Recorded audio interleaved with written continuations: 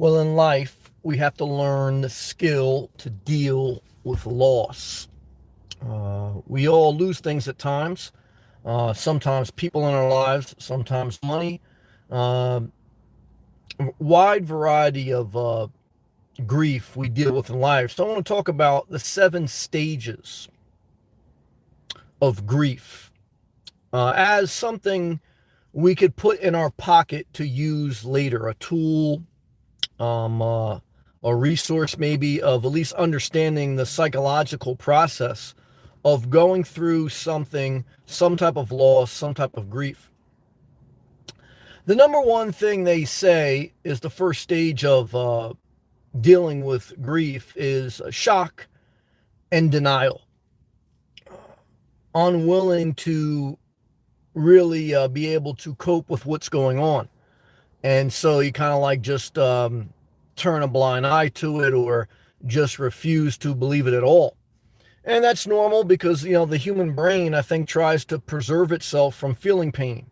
We prefer pleasure. Obviously, that's how many people deal with pain is they seek pleasure, through food, comfort food, drugs, alcohol, even sex. I remember the movie with Holly Berry and what was that guy, Tommy Lee Jones, when she had lost her son had died, and she had went to visit this guy, and she was like, have sex with me. I want to feel something other than this pain.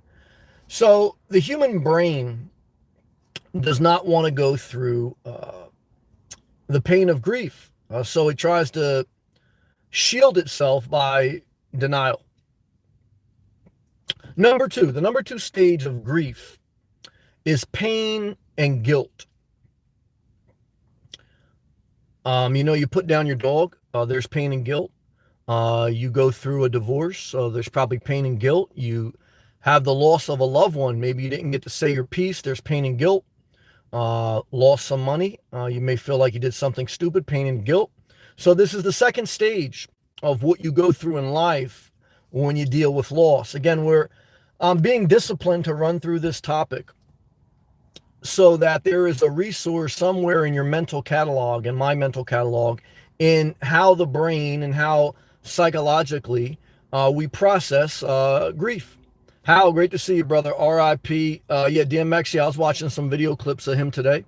Definitely that. Love to you, Hal. Hope you're doing good, man. Hope you had a good day. I've been thinking about, man, very tough for me to give up freedom. I very much resist commitment.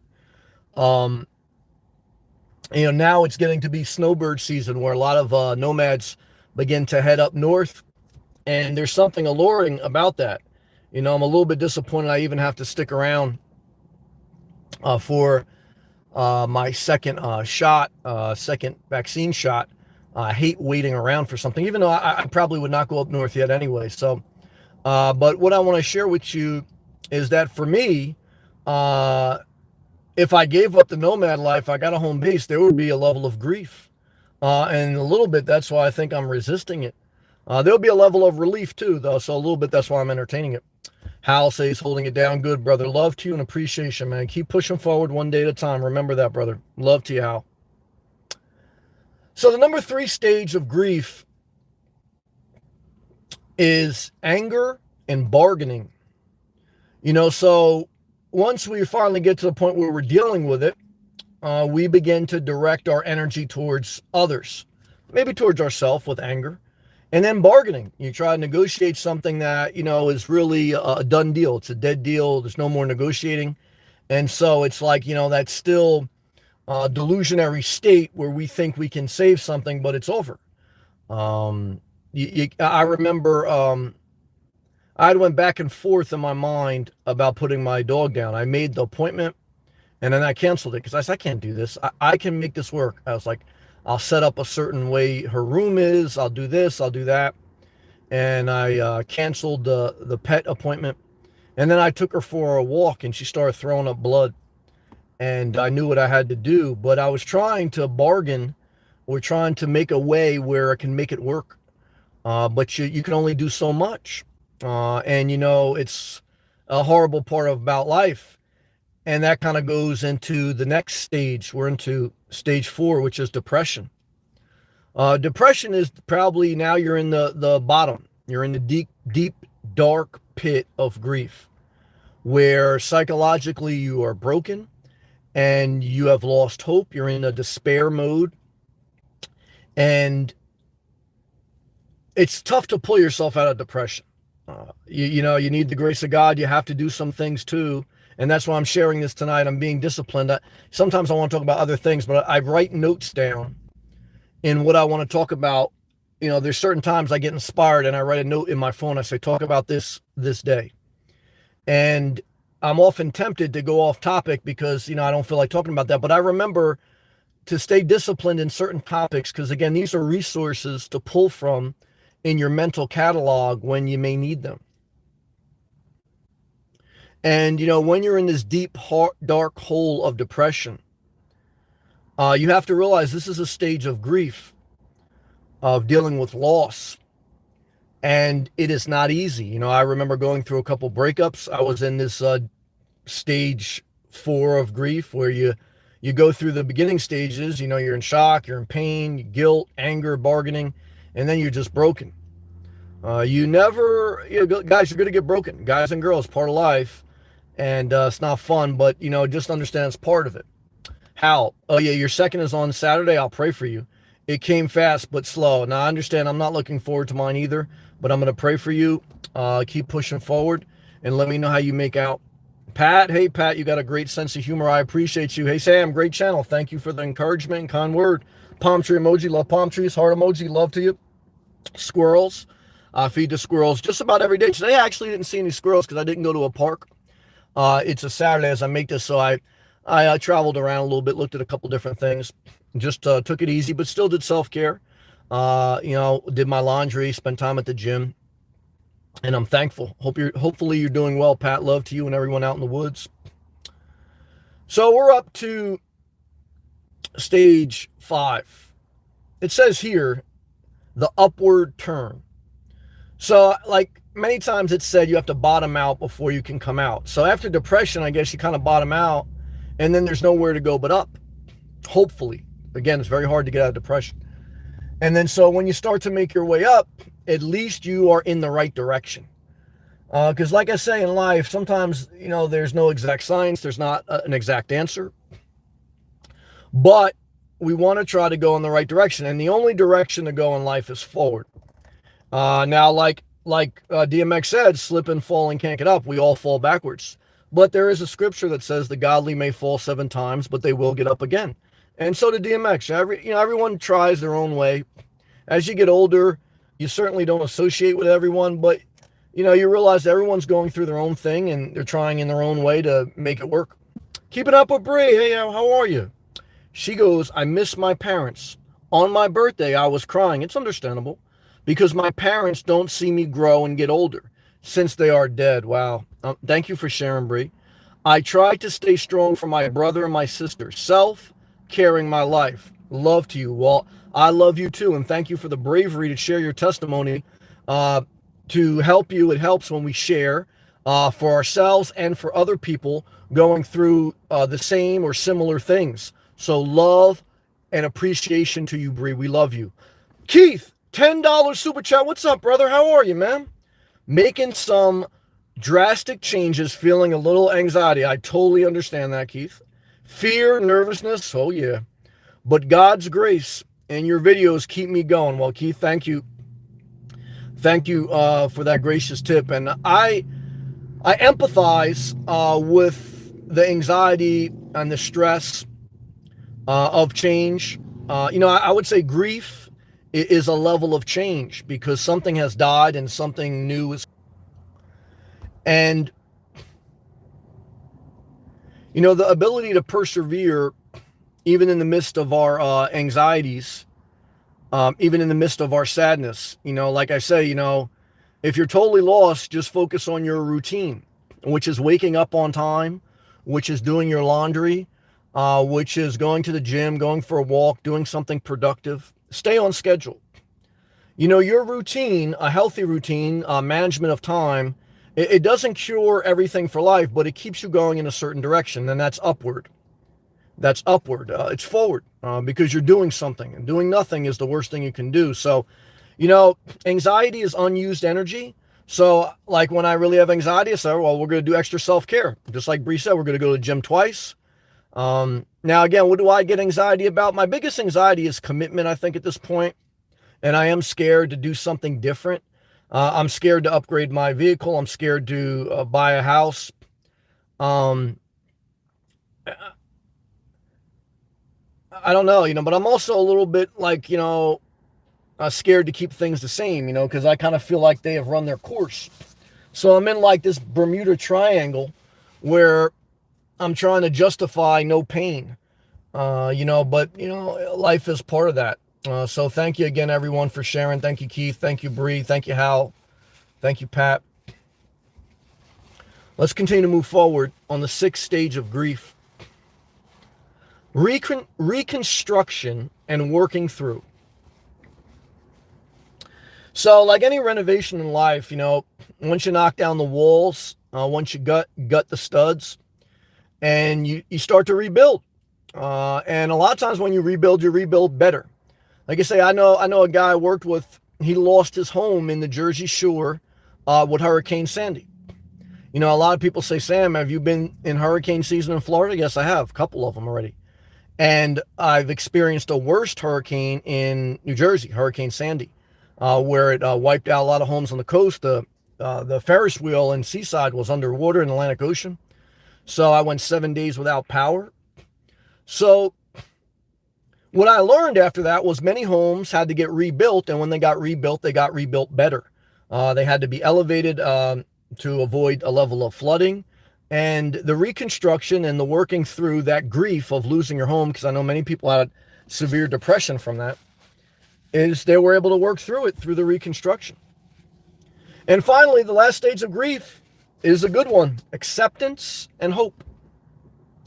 Once you rebuild and you work through, you learn to accept what you can't change. What is the prayer of serenity?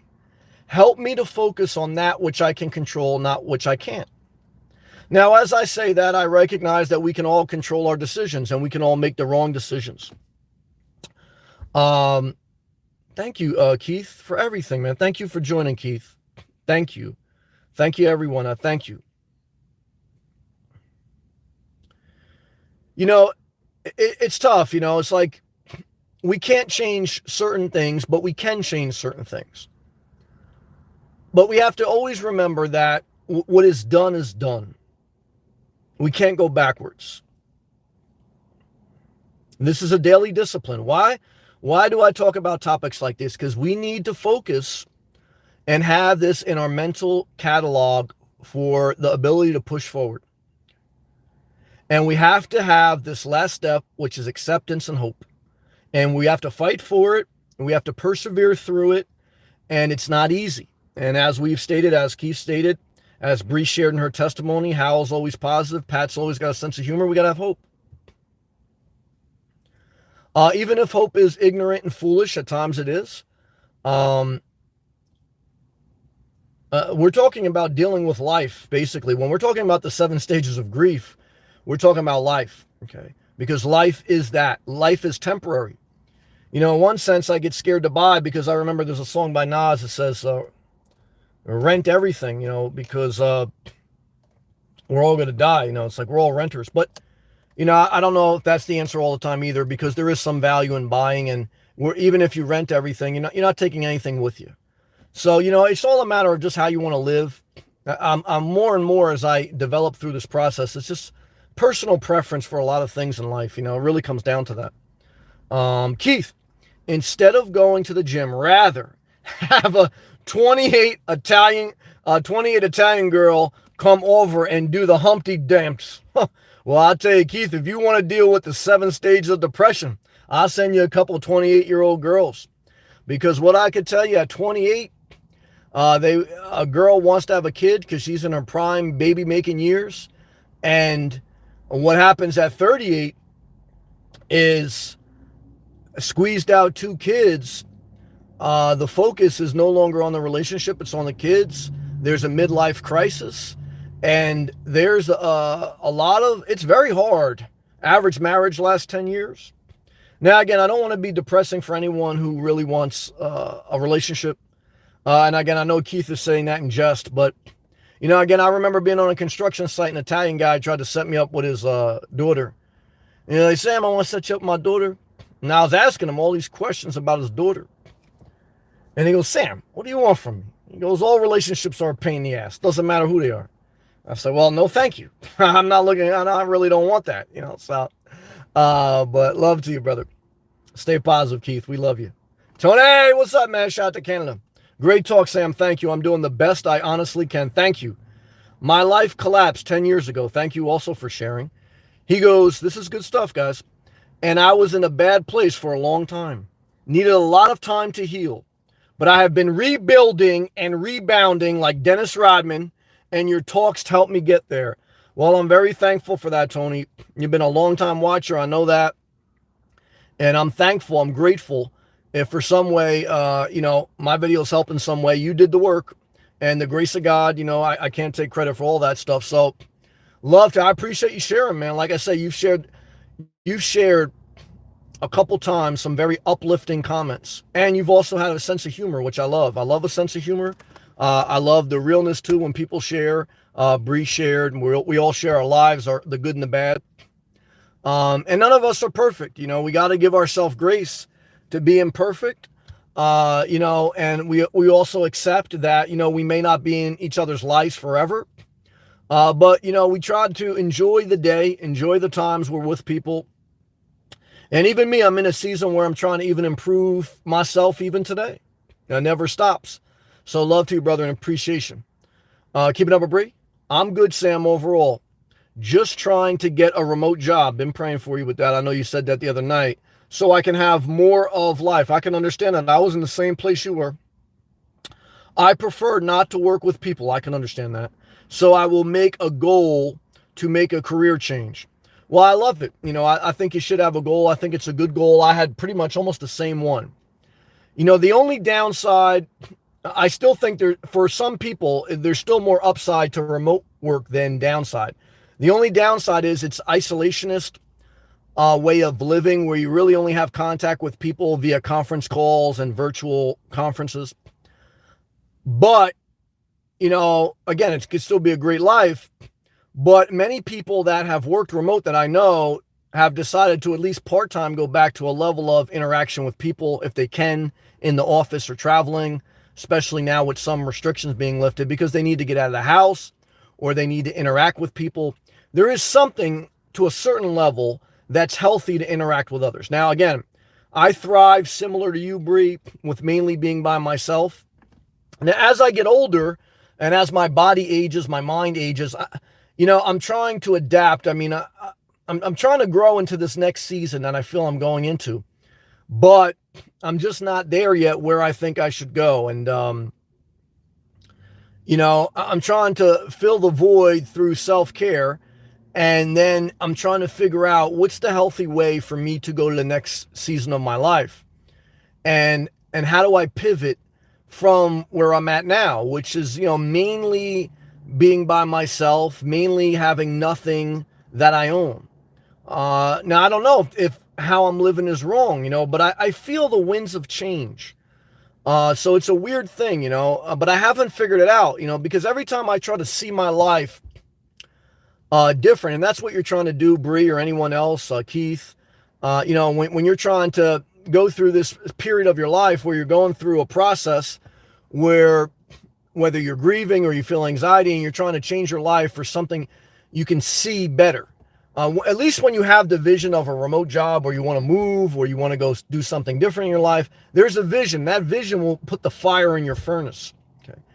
That's what kept me warm sleeping in my car in New Jersey, the fury, the passion to get to Florida.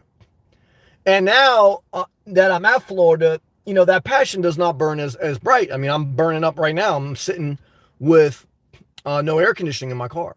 The passion for Florida is still burning bright, but as far as I'm here. So the energy to get here is not there because I'm here. So now you're trying to figure out, well, all right, what's the next step? Because once you reach a goal, you absorb it, you enjoy it, And then it's like there's going to be another goal to be set.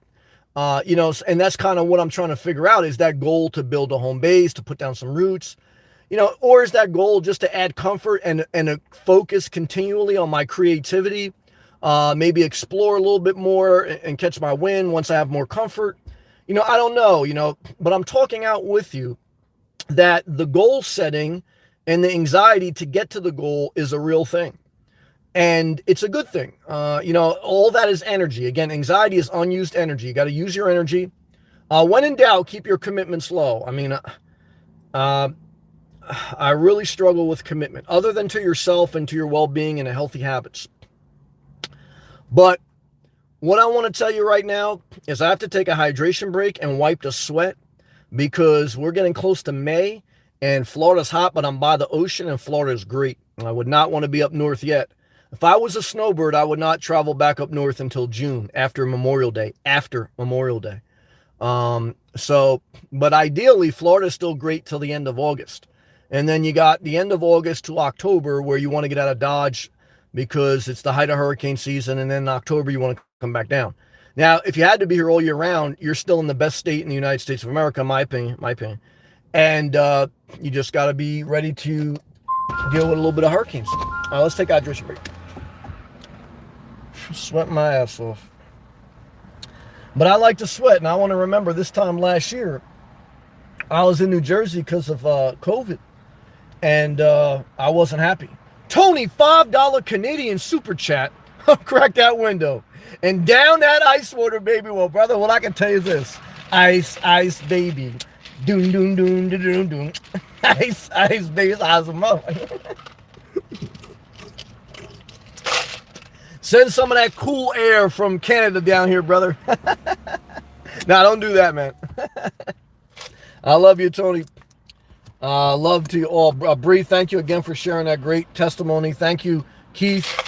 We're praying for you, brother. Keep pushing forward, Keith. Thank you, Hal. We love you, Hal. We think highly of you. Thank you, Pat, for your sense of humor. And my man, Tony, longtime viewer, got out of the pit of depression. And he's pushing forward. Life is not perfect, guys, but we push forward. Let's take hydration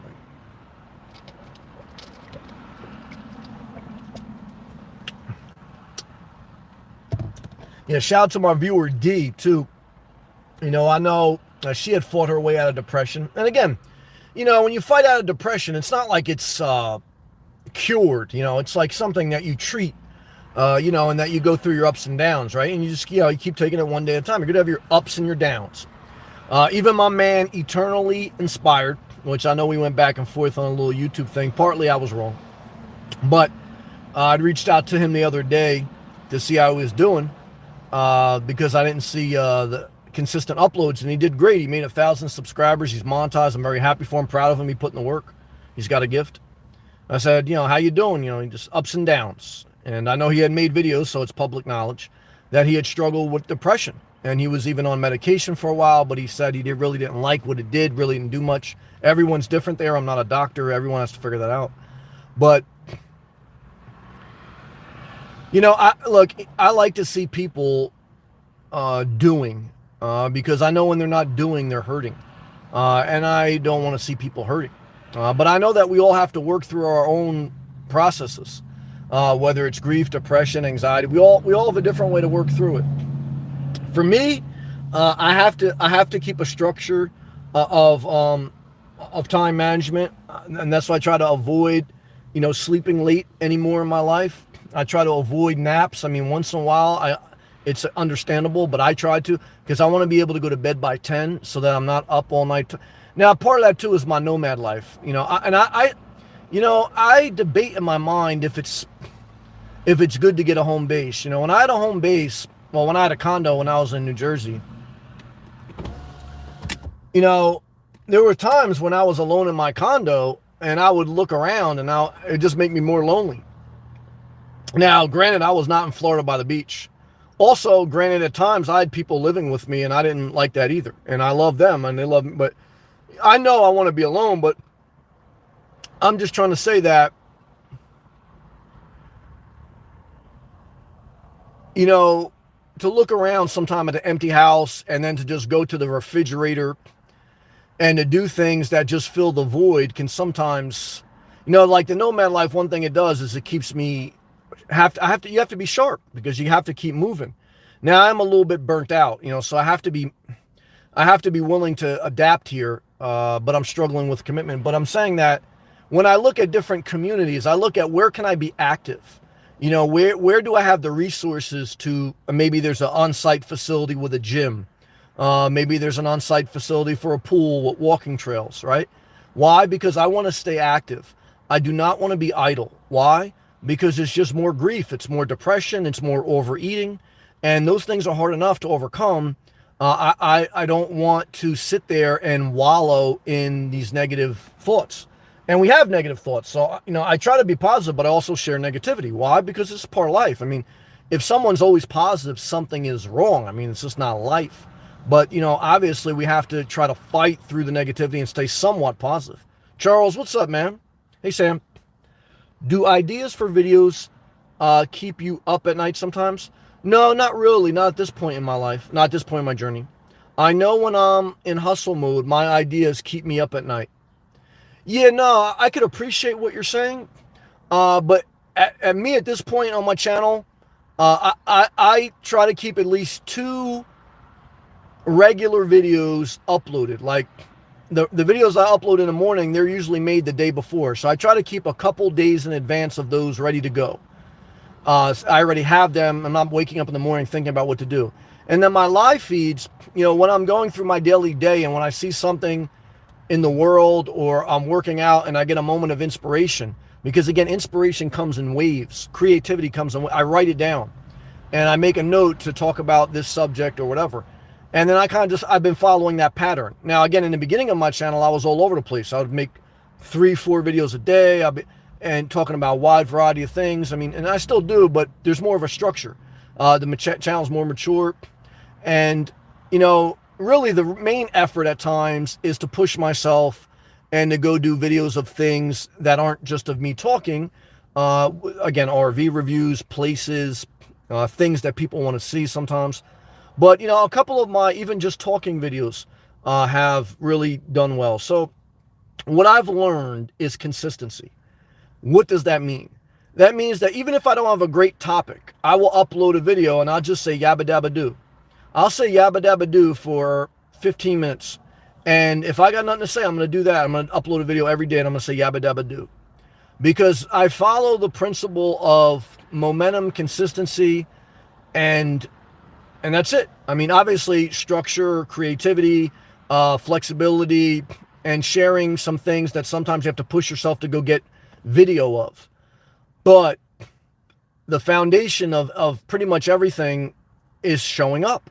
I think Woody Allen had that saying that 80% of success is showing up. And whether you work at Walmart, whether you're a nurse, whether you work at Starbucks, corporate world, or whether you're a YouTuber, the consistency is what sets a foundation. Now, it doesn't guarantee a high level of success. Nothing does. But it sets a foundation. And that's what I say. I've seen plenty of people that have gotten monetized. They got thousands of subscribers, but they're not consistent. And I say to myself, damn, they've done the hardest part, which is to get monetized, get a audience. But then their audience kind of like dissipates because the struggle of a YouTuber is to be consistent. Now, again, sometimes you're going to wash and repeat. You're going to cover the same topics, but that's life. I mean, Walmart doesn't sell brand new items every day. It's the same shit. It's, dish detergent, food, basic clothes. Starbucks doesn't have anything new on the menu. They sell the same shit every day, but they're there every day. When you wake up in the morning, part of your routine to go to Starbucks or whatever you do, there's nothing new, but they're there. They're reliable. That's part of your life. And for a YouTuber, especially most people need YouTube to connect on a level of to socialize, to share, to get inspired, to get entertained, to connect with other people in the audience. And, when you don't show up, it's like, the friend that doesn't pick you up, and I've been there, it's like your whole life. It's like, oh my God, where are they? And you feel so let down. Now, again, your well-being comes before anything. And that's why I always talk about self-care, because, you should put YouTube or anything to the side if you're not taking care of yourself. But if you put everything to the side, including your job and your life and everything, you're not taking care of yourself. What you're doing is you're going deeper in depression. You're isolating yourself. So there's a time for total reclusion, but that's a very brief time, and then you have to get back in the game. Love to you, brother. Thank you for the comment. Keith, I would like to see you get a home base, but that's your decision. Thank you, brother. But do you know this? I will be here to support you and get your back. Well, Keith, you've been very supportive, very gracious, and I don't take you for granted because you don't have to do that, and I thank you.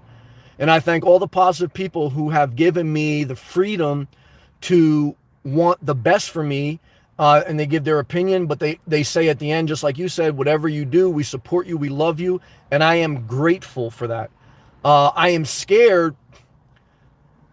I'm scared to commit to anything, but I know that I got to do something soon.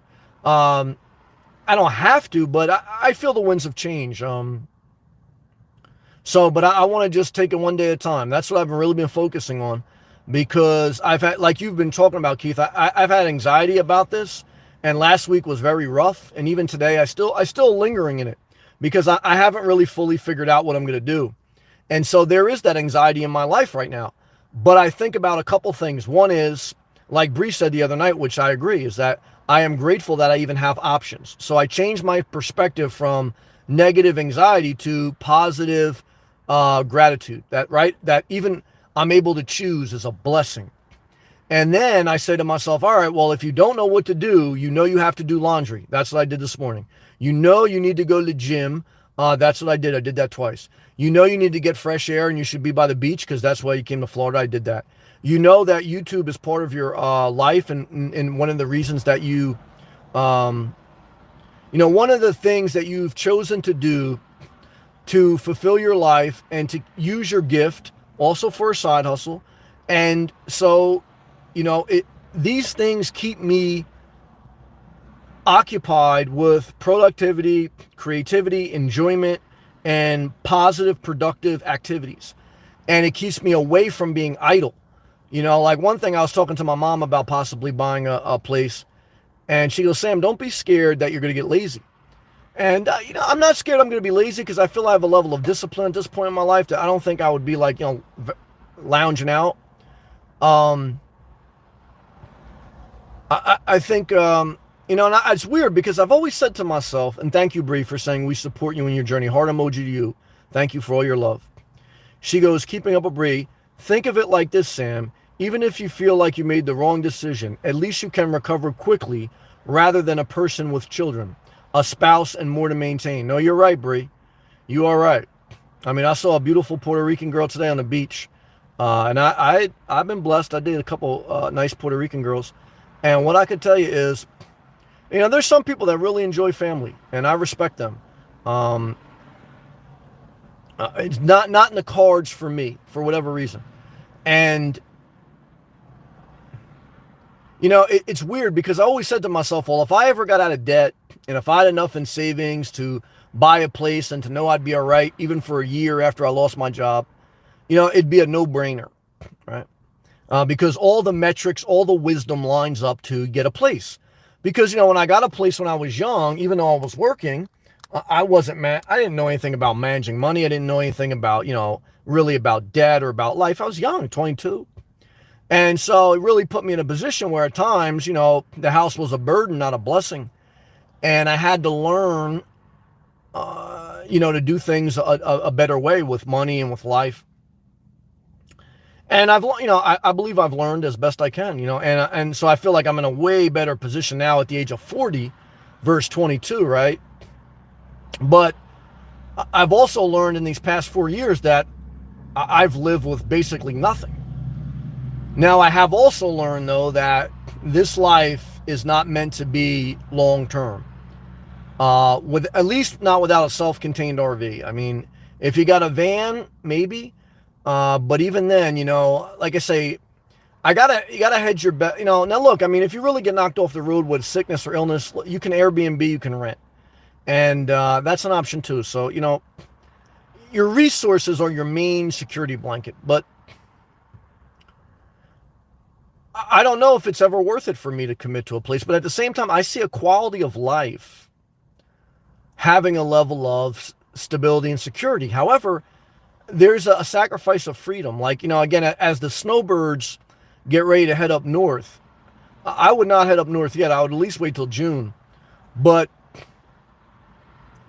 there is something exhilarating about being in my vehicle and being able to hit that key, and I could leave and I'm not leaving anything behind. And that's a tough thing to give up. I'm going to talk about that tomorrow in tomorrow's video. But I'm just taking it one day at a time right now and trying to do the best I can. Keeping up a Bree. You have life by the balls, Sam. Just like you tell me as a young single female. Well, I appreciate that. Yeah, I remember working construction, and older guys used to tell me that. Well, what are you worried about? You got life by the balls. You're young, you got no kids, And so I always tell you young people, I know how it is to be in your 20s or even early 30s or wherever you're at in life. Life is hard. But I remember, like, when I would start to get down or whatever, just had a bad day. And they'd be laughing at me because they'd be like middle-aged men or old men. I worked with a couple women, actually, in construction, but it was mostly men. And these were all middle-aged guys or older guys. They'd been divorced or they had kids. And they were beat up, And they would always tell me, like, what are you complaining about? You're single and no kids. Get out of here. You ain't got no worries in life. So, and in the beginning, my mom was still packing my lunch, when I'd first started. So they would always bust my chops. So, but yeah, you're right. You're right. Keith, I look at it this way. You're afraid of commitment. It's true, brother. I can't lie to you. But you made a commitment to live in your car. That's true. For 4 years, and you did so. You are stronger than you think. Thank you. I appreciate you. I appreciate you too, man. You've been very gracious. Yeah, I think about that, Keith. Someone had mentioned that to me also in a similar way. I guess as I talk it out, for me, living in my car was a no-brainer because it's like, again, I was young enough. I knew I didn't want to be in New Jersey, and I really didn't think it wisdom to buy a place in Florida, even though I almost did before I moved there, because I didn't really know when I was going to be able to move with a remote job, and I really didn't know what part of Florida I liked the best because I hadn't really stayed there long enough. So I was like, well, this is a no-brainer, and if something happened, I know New Jersey like the back of my hand. I had plenty of people out there that, I could do whatever until I got another place. So it was worth the risk, And, now, while I'm at the other end of the spectrum, because last year I probably would have been where I'm at now, but last year with COVID, it knocked everything off. So now, fast forward, this year, it's like now that I've pretty much accomplished where I wanted to go, it's like, how much do I want to commit or just do I want to keep being a nomad? Because I found the nomadic life very freeing, but I found it very primitive. And like I say, to me, there's going to be something. By the end of this year, and I would say by the middle of the summer, is that, I'm going home base or I'm going some type of RV that has air conditioning, and it's fully self-contained. Because I do not feel like my bets are hedged enough. I mean, I could rent for a month at a time, but I really don't want to be entangled with someone else. I like to do things on my terms. And a hotel is good for a couple nights.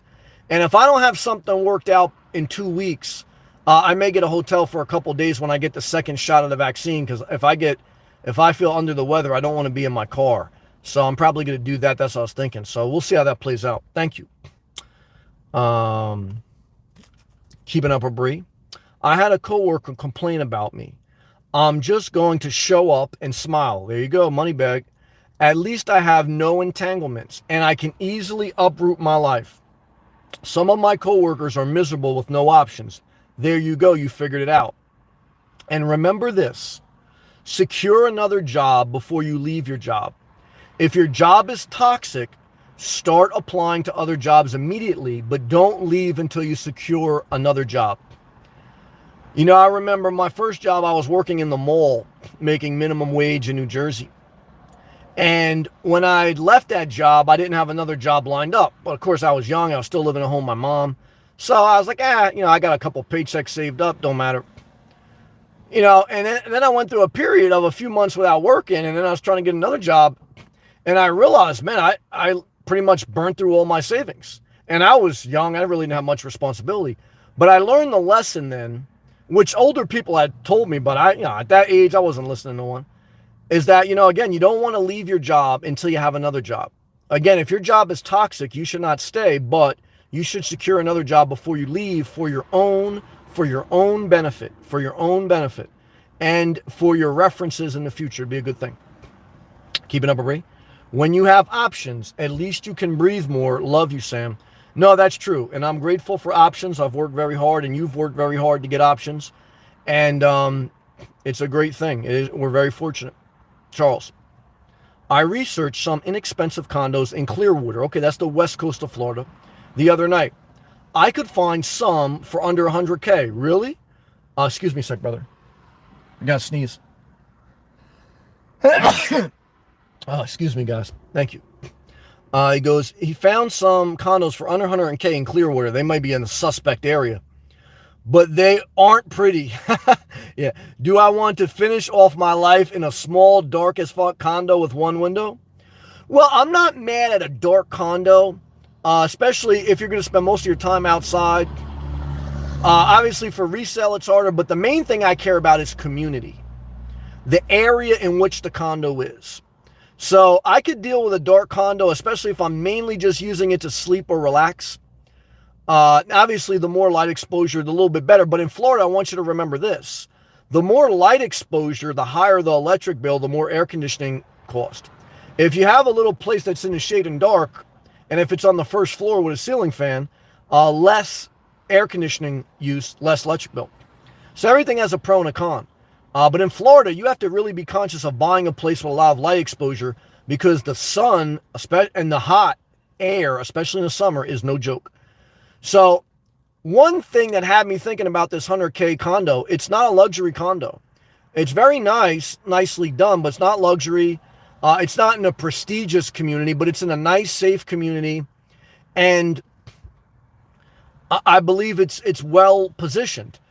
So I don't think it's like this grand thing that's going to double in price over 10 years. Hopefully it would if I got it. But I just feel for everything I've seen in the market, to buy a condo in a safe community, in a nice area by the beach at 100K is very rare at this point in society. I haven't seen anything around 100K that is relatively in a nice area in most places. Even bad neighborhoods, prices are like at 100K for in a bad neighborhood. So, now again, I know we're in high times, but they've been saying the real estate's at the top for 5 years now, and it keeps going up. Now, I think, real estate appreciation will slow up as the economy opens up and if interest rates go up. But, like I say, the one thing maybe society learned from the Great Recession is they're never going to allow mass foreclosures again. Like they did with the coronavirus, they're going to put the kibosh on it. If it gets too bad, they're going to put a moratorium on foreclosures. So, it's like the same thing society learned from the Great Depression, right? The Great Depression was a complete collapse of society. There were breadlines. But even during the Great Recession, as bad as it was nowhere near the Great Depression. And even during COVID shutdown, as bad as it was nowhere near the Great Recession. So everywhere society has kind of evolved and advanced. Like, we've really never seen another deep economic recession like the Great Depression of 1929. And we have never really seen another recession like 2008.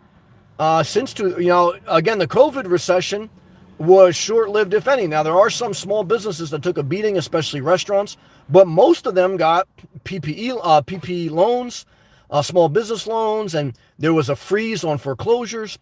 Now, again, there's always some that get hurt within this. I never want to minimize. There's a saying that when someone else loses their job, it's a recession. When you lose your job, it's a depression. So I never want to talk over the people who got hurt in any instant, because there's always pain out there. But, right now the debate is, a lot of people are making more money not working, and they're not getting foreclosed on. And so, it's like there really is no depression yet. So, which is a good thing. I don't want to see, especially a lot of it was not other people's fault. So, but I'm just talking this out to share. Let's go back to live comments. David, what's up, David? David Lopez, thank you for your love, your positive attitude, and all you do. I'm praying for you, man. I know David's got a rough situation going on with him, but he's staying positive. I'm very proud of you. David says, I get happy every day you have the patience to stay uh, Pat. Well, one, yeah, shout out to our viewer, Pat. As far as like the patience, maybe you mean like to stay a nomad. Yeah, I mean, obviously, I love to be free. Um, I'm not loving to find places to park every night anymore. Uh, I'm feeling older. Again, I'll be 41 this year. I'm still young, relatively. I'm middle-aged. I'm not young. I'm middle-aged. So, but I've been, like I say, I've been on the road full-time 4 years. Some people haven't.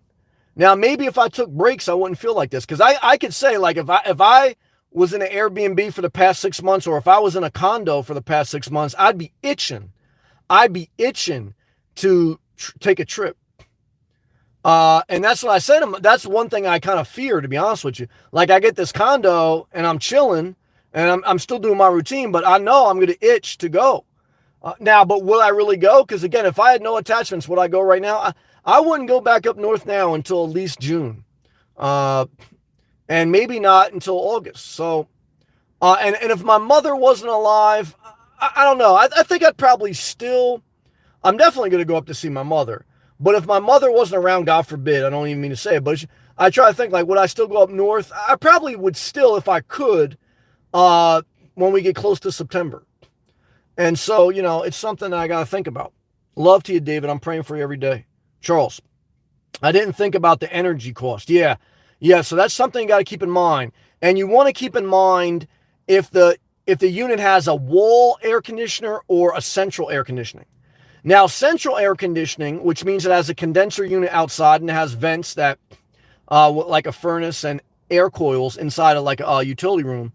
Central air is more efficient and cost less on a monthly basis with electric bills.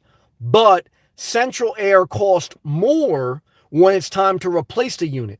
Anywhere between $5,000 to $10,000 to replace the condenser outside and the coils inside.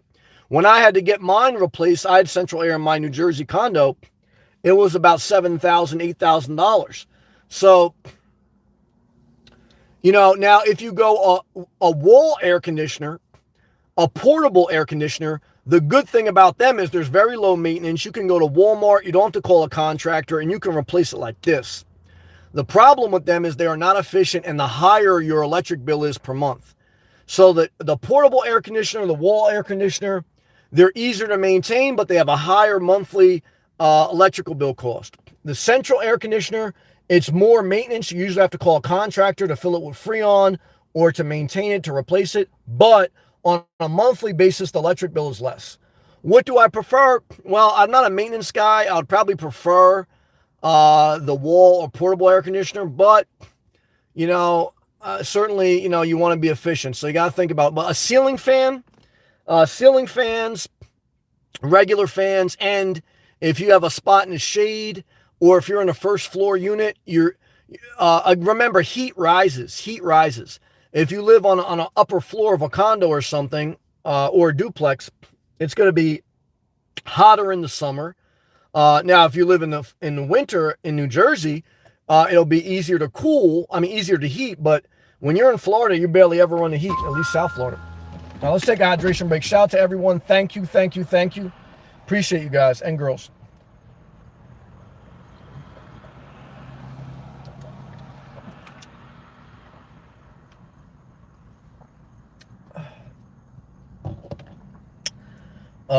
Oh shit.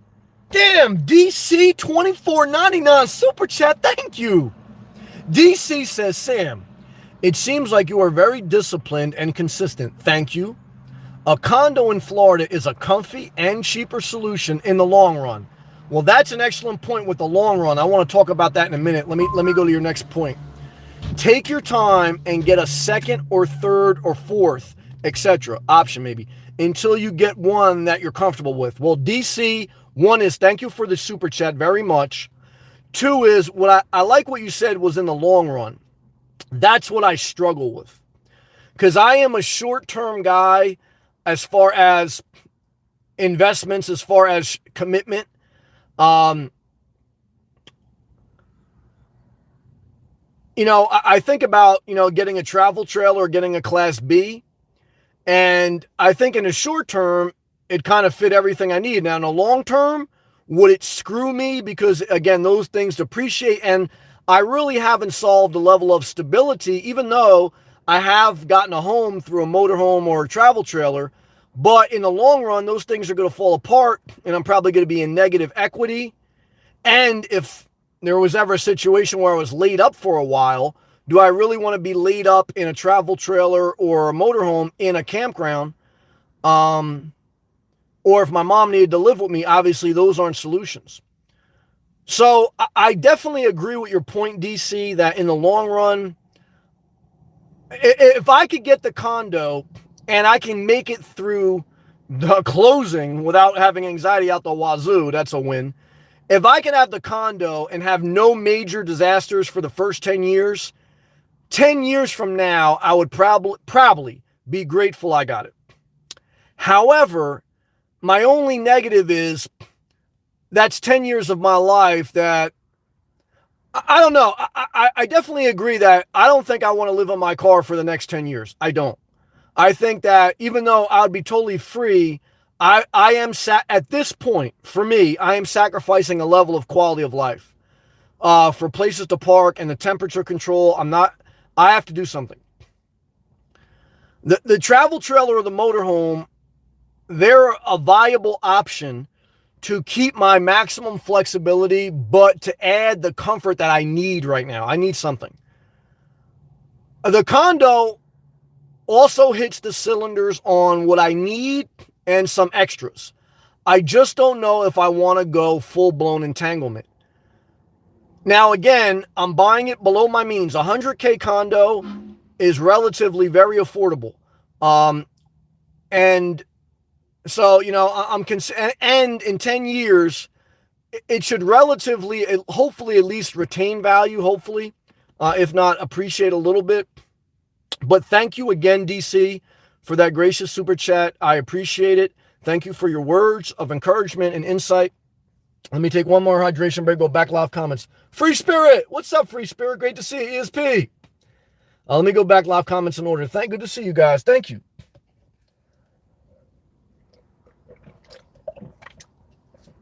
I want to go back to live comments in order. Keeping up a Brie. I literally live out of 2 suitcases. Yes, yeah, let me read your comment. No need to accumulate anything until I'm sure I want to live in the area I love. Yeah, well, that's an interesting point. They let to life to have a minimal attachment to things. Excellent point.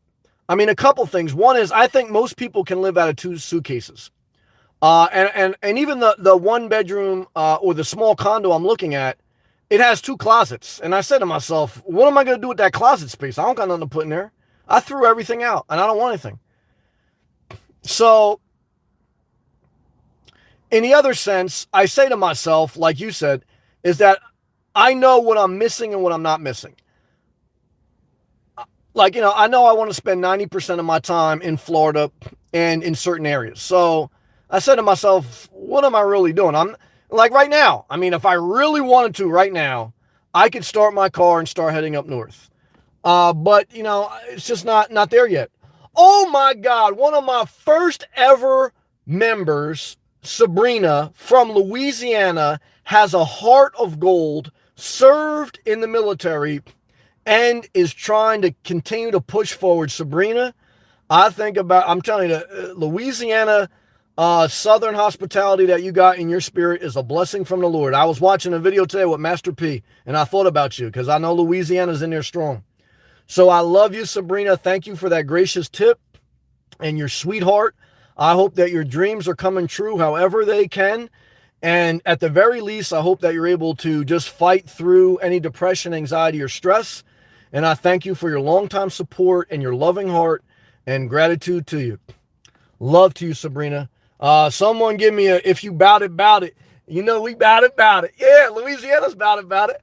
Yeah, now Cameron did a remix with Master P in Harlem. We love you. But yeah, keeping up with Bree. I mean, I feel you on what you're saying on that. Pat Go's got it. Yeah, the adventure package. Pat Go told me to get the adventure package. I was thinking about that today. Pat, 2 words, squirrel videos. I gotta do some more squirrel videos. Pat, you keep that sense of humor. I was thinking about the adventure package too. Thank you again, DC. Charles, how do residents handle hurricanes? Do they seal themselves in their houses or do they evacuate to other places? Well, it all depends. If you live on the intercoastal, sometimes there's mandatory evacuations. Even sometimes if you live inland, there's mandatory evacuations. Again, I experienced one of the biggest hurricanes to ever hit the East Coast, Hurricane Sandy. It hit New Jersey. I was without power for 7 days. There was mandatory evacuations from certain coastal areas. So usually the coastal areas need to get evacuated depending on the path of the storm. And then you either have to get out of the evacuation zone, or if you have nowhere to go, they set up like a homeless shelter in a stadium or in a convention center. Remember Louisiana? They set up the Superdome, the New Orleans Saint place, and that was where you go if you evacuate. So now, when the problem with a hurricane, as long as you're in a safe place, and that's why I'm a little bit hesitant about buying a mobile home. Because, you pretty much have to chalk it up like they can really go. Even though I see some old mobile homes, they've been on the coast for 50 years. They still ain't blow away, so I don't know. Because remember, when you see an old home, that means that home has been there for a long time. Now, a lot of them had their roofs replaced. Don't forget that. So, but it is true that, look, a condo in a concrete building would help you to ride out a storm better than a mobile home or even some other structures, or definitely more than an RV. But if you have an RV, you got to get out of Dodge. That's why you have an RV, be on wheels. But how it goes when you're faced with a hurricane, which I've been through, is that the state issues mandatory evacuations for certain areas. And if you don't evacuate, then you're on your own until after the storm passes. And if you evacuate and you have nowhere to go, you go to the homeless shelter designated by the state. And the main problem with hurricanes or any major disaster like that is the aftermath when you're without power, without electricity for days. Because then you don't have lights, you don't have air conditioning. A lot of times you don't have water, because remember, water pumps run water through pipes. And when the water pumps are down because they don't have electricity, remember, pumps run on electricity. Then you have this cascading failure where you have no fresh water. And that's why when you see hurricanes, you see like Red Cross go to areas and give people water, and basically because you don't have running water, you can't take a shower, you can't drink water, you can't keep food cold because your refrigerator's out. And so some people get generators. After New Jersey, after Hurricane Sandy, the market for generators, I know electricians that made a killing, because they would go to the houses and they were installing generators like this. Those are big jobs, with ATS switches, automatic transfer switches. So, the aftermath of the hurricanes is what you got to worry about. Let me roll down my windows, go back live comments. It's getting hot down here in South Florida. Free Spirit, what's up, man? Great to see you. Don't get to see you often. Love and appreciation to you. Sam, I hope this finds you having a good day. Stay safe out there. I keep you in my prayers, my brother. Free Spirit. May your spirit always be free, and may you always know that I'm grateful. You drop in once in a while, but you always show me love and support. Thank you for being a member, and thank you for your love, brother. Thank you. ESP, looks like I'll catch the tail end. Hi, Sam. ESP, what's up? Me and ESP were on the same wavelength. I made a video, and she made a video on the same day, and we both talked about summer weather patterns changing. Love to ESP. Pat, does the 1,000 Trails Adventure Package include bungee jump?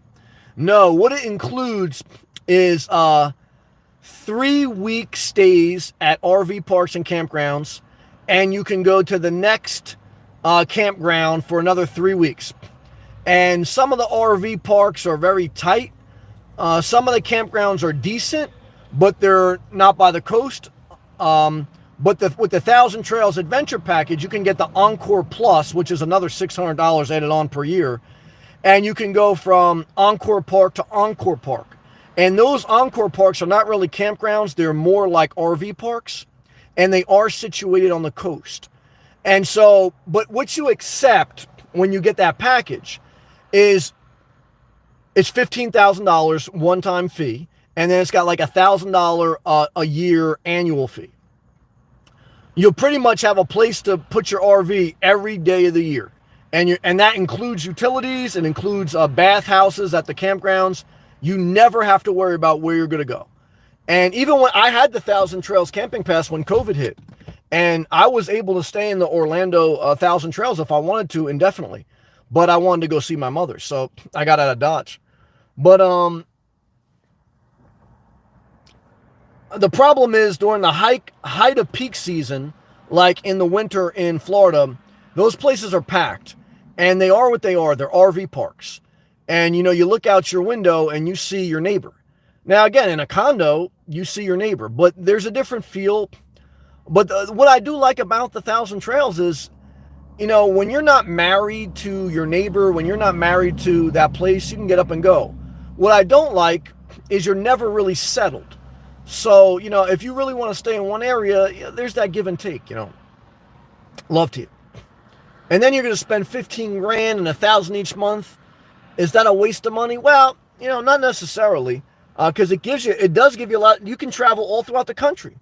You know, like, that's probably one thing that I'd have a place to stay in Florida, and I'd have a place to stay in all up and down the coast. Because if you look at my Thousand Trails playlist on my channel, I did reviews of Thousand Trail parks in South Carolina and North Carolina and Virginia, because I hit campgrounds all up and down the coast. And, you know, they're a safe, legal place to park with all utilities. But, you know, they have their given, they're not a house. You know, they are what they are. Charles, I found a 60K condo in Lutz. I've never heard of Lutz, but you have to be practicing nudists. Well, just remember, I went to a couple nudist beach, and in our minds, we think like the nudist beach, like you're going to see J-Lo and A-Rod. You're going to see these beautiful people walking around naked. But the reality of nudist beach is there's a lot of old people with saggy bodies, and they just don't give a F. You know, so you see Mike Ditka, and you see Bette Midler, and, you know, that's the reality of a nudist beach. You don't see J-Lo on a nudist beach, so just remember that, and that's why that condo's worth 60K. Because if that nudist beach had J-Lo or A-Rod and like that type of clientele, that would be 60 million. But it's 60K because, you know, it's like, you know, it's not that nice. Sabrina, thank you again. It's great to see you, Sabrina. Love to you. Oh, you left a comment. Good. Let me go in order. ESP. If you get the condo, will you set up a nice workstation with high-speed internet? Great question. Love to ESP. I will definitely set up a workstation. I will definitely allocate a part of that condo for my remote job and for YouTube, and I'll use that as a tax deduction. It'll definitely make that part of my life more comfortable and more stable, and I like that. The negative is I'm going to be looking at sheetrock walls. I don't like that. Now, again, with the temperature control, it's an off-put. And I could still go outside. There's plenty of walking trails and things, so I don't have to stay inside all day. But, you know, sometimes I do find a nice beach park, and I set up my office, you know, right by the beach. And that's magical. The problem is you get burnt out because, you know, I mean, I could still do that. That's what people keep telling me. Sam, this is the hard part that I got to get through to my head. I'm an all or nothing guy. So I say to myself, if I'm going to buy a condo, I have to use it enough to justify it. But I don't want to always be in the condo. And so some people say to me, well, Sam, don't forget, you can do whatever you want. You know, like, you know, I can live the same life I live now and only go to the condo when I want. But in my mind, there's something psychologically that says I have to be there for a certain amount of the day or else it's not worth having. The main reason I'm getting the condo is for nighttime. It's for temperature control. It's for a community that if I ever got laid up, I feel safe, comfortable, and I have resources on site, whether it's a gym, pool, etc. And if I needed to do some heavy duty work and I needed to be in a very stable environment, the condo suits me. So everything, I would say yes. Now, high-speed internet, I probably would still not get. Why? Two reasons. One is the community has clubhouses that have free high-speed internet, so I could always go to the clubhouse, and I have great 5G in the area. I checked. Remember, when you look for a home base, check the 5G, the internet access, and the data, and I got great speeds there. And as this fail-safe, that's part of your HOA fee, you can tap into the clubhouse Wi-Fi. So I should be good there. David, right now, I'm living out of my car. What happened to my phone? Oh, my phone. I got to charge my phone. Hold on. See, this is what happens when you live in your car. My phone, I got to start my car. So my car is my generator. And this is what I have right now living in my car. Can you guys see this? I can't even see my phone. My phone's dying. Hold on. So I don't know if you guys can see this. Let me try to put this as a light. See, I in my Jeep I have an AC outlet, and then I got like this power strip, and I got all my electronics charged up. When I run my car, my laptops get power, my cell phone charges, and I haven't been running my car for an hour, however long I've been doing this live feed, and my battery's dead in my phone. So instead of me being in a condo plugging it into an AC outlet, I have to start my car, which is my generator. And I had to buy this power strip from Walmart, whatever it was, $15, and I plug everything in at once. Now, again, thank God I got a Jeep. Jeeps are built for off-road. They have like an AC outlet in the back of the console here. And I plugged that one in, and then I use this power strip. So David says, right now I'm living out of my car looking at the possibility of having a travel trailer close to the shop that I work in Philly. Shout out to Philly, been there many times. It is legal to leave an RV in the street full-time in that area. Well, that's surprising. I've been through Philly. I never saw a spot that you could leave an RV. Must be industrial area. But even that's surprising. The problem with a travel trailer is now you have to, it's like your baby. You have to find daycare for it. You know, the one thing I like about the Class B, even though it's more expensive and more maintenance, is it's just like a bigger car. You can pretty much go anywhere as long as it's a small one. The problem with a travel trailer is that it's a baby and it needs a babysitter, meaning that you have to find somewhere to park it, whether it's in a street, whether it's at a Walmart, or whether it's at a campground. But in my experience, I do not recommend leaving your travel trailer in a Walmart or the street. I recommend you leave it in a campground or an RV park, and there's going to be a fee associated with that. So the travel trailer is cheaper to buy, but it costs more on a monthly basis because you have to find somewhere to park it. And I would not trust parking in the streets, especially not in Philly. I don't know what part of Philly you're talking about, but I understand, you're trying to find a way to get a little bit more comfort. Let me know how you make out with that. Sabrina, love to you again. She goes, we always, about it. In Louisiana, I know it. We got the hospitality thing down. Yeah, shout out to Boozy, too. I love watching interviews with Boozy. You are a good person. You are, too. And you always speak your truth. I try to do the best I can. I'm trying to be a little bit more positive. And bless all with your knowledge and wisdom. Well, I appreciate that. And again, I want to acknowledge, even like the scriptures say, at the end of the day, wisdom and knowledge will disappear, but love will be the remaining factor. So even though as great as my wisdom and my knowledge may be, and I'm grateful for it, and wisdom is good, those who have compassion and love and that truly try to do the right thing, they're greater than me. I'm not going to lie about that. So thank you again. Charles, $1.99 super chat. Thanks for the helpful info, brother. Thumbs up to you, palm tree and surf emoji. Yeah, I try to pass on what I learn for the benefit of others and to talk it out with myself. So thank you for that gracious super chat and love to you, brother. Thank you. Andre, what's up? Shout out to Central Jersey. Sam, I just dropped off my wife and kid and sister-in-law in the airport. Which airport, Newark or Atlantic City? Have I ever flown? I've flown out of Newark.